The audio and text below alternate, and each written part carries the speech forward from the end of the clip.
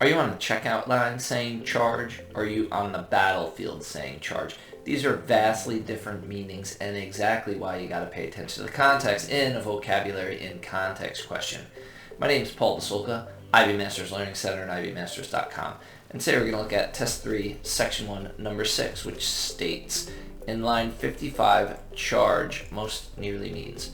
So we go up to line 55 and we see the context here.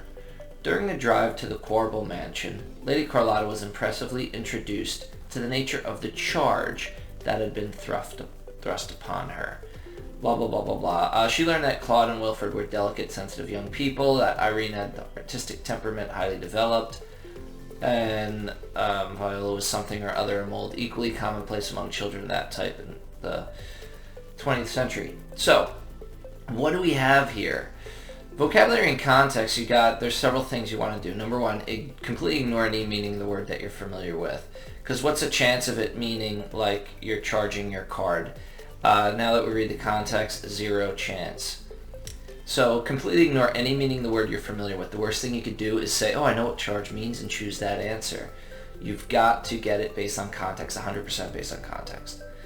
Another thing, you could put each answer choice in place of the original word. Another thing, you could think of your own word or words that fit that context and find a match in the answer choices.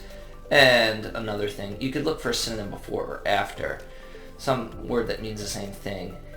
Here, it does not seem that we see a synonym before or after, but I could tell you that, introduced to the nature of the charge that had been thrust upon her, to get some context here, Lady Carlotta, this woman, Miss Quarble, mistakes her as her nanny, basically, and she gets in the car, drives off with her, and she's telling her what she needs to do. So the nature of the charge, it's kind of the order that Miss Quarble is giving her. So we could take that to the answer choices, but we could also put each answer choice in place of the original to double check as a backup.